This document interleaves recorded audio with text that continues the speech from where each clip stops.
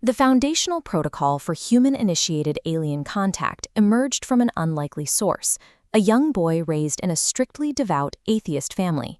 His family lived within rigid parameters. They held a strict belief that if a phenomenon couldn't be proven inside a test tube, it simply did not exist. There was no concept of a spirit, an afterlife, or anything beyond the material world. In 1963, at 8 years old, he witnessed a seamless, disc-shaped craft.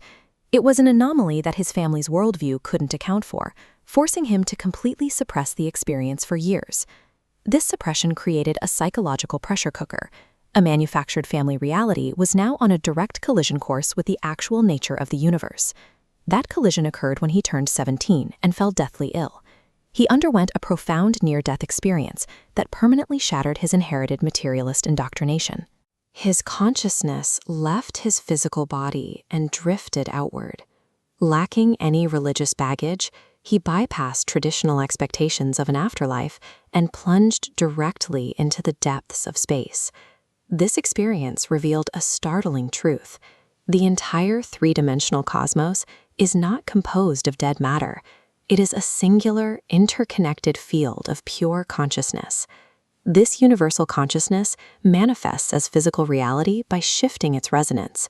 At specific frequencies, it becomes a photon, a plant, a person, or an extraterrestrial civilization. For him, unity consciousness was a direct, lived experience rather than a theory. Upon recovering, he faced a practical challenge, finding a way to return to that state without the trauma of dying.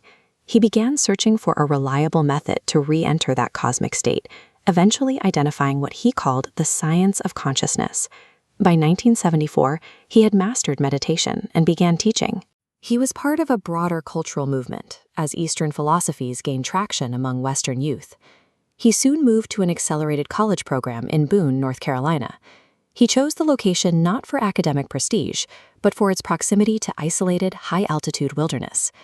This combination of rigorous meditation training and geographic isolation provided the exact conditions required for his defining encounter. In October 1973, he hiked to an abandoned fire tower standing at 5,000 feet. Alone in the freezing night, he prepared to meditate. Before he began, the exact disc-shaped craft he had seen as a child suddenly reappeared. A full decade had passed, yet the craft remained identical to his first sighting. He entered a deep meditative state, successfully reconnecting with the cosmic unity mind he had first encountered during his brush with death.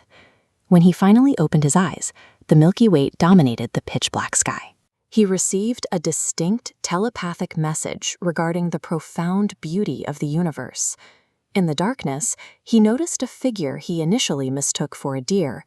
As it approached, the entity became invisible, cloaking itself, and reached out to touch his right shoulder. The physical touch caused an intense energetic reaction. His hair stood straight up, as if he were being hit by a massive static electrical charge. This energetic surge preceded a transdimensional shift, moving him from the mountain peak and onto a craft. For the next several hours, he remained in this state, collaborating with the entities to establish the groundwork for human ET communication. The CE5 protocols emerged as a co-created technology, bridging human meditative techniques with extraterrestrial consciousness. His return to the mountain was jarring. He reappeared fully materialized, but found himself on a gravel road half a mile away from the fire tower. He was still enveloped in a strange electromagnetic field. This lingering energy significantly reduced his physical weight, creating a sensation of near buoyancy. In a state of absolute bliss, he began almost moonwalking down the mountain, effortlessly leaping 20 feet at a time. When he arrived back in town, the streets were deserted. Though he thought it was early evening, he discovered he had lost several hours. It was now long past midnight. Still disoriented by the altered space-time state, he feared the ongoing Yom Kippur War had escalated. For a moment, he believed he was walking through the aftermath of a nuclear holocaust. These physical and temporal anomalies confirmed for him that the encounter was not a meditative hallucination, but an objective physical event. That evening on the mountain ridge redefined his life path. He spent the following years exploring the interface between human consciousness and the wider cosmos. This exploration led to the formalization of C5, or Close Encounters of the Fifth Kind, a methodology for establishing human-initiated contact. The protocol relies on deep meditation to access the baseline frequency of the cosmos. This focus acts as a beacon, signaling to transdimensional intelligence. True extraterrestrial contact bypasses the need for massive radio dishes pointed at the stars. It begins, instead, by pointing human consciousness inward.